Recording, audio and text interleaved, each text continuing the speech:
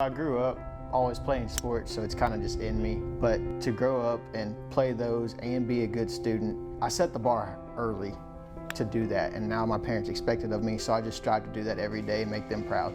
This class it's floral design, and a lot of boys don't do that, but it's a creative thing. Same thing with golf.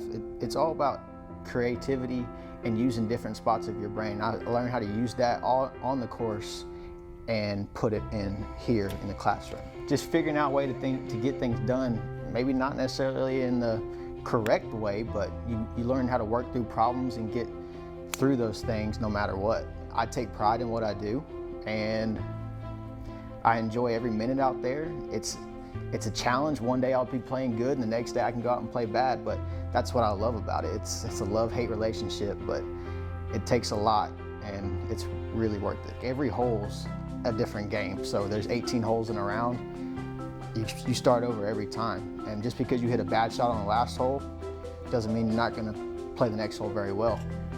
You just learn to move on and keep going forward and do the best you can. My name is Nate Brooks, and I'm more than a test.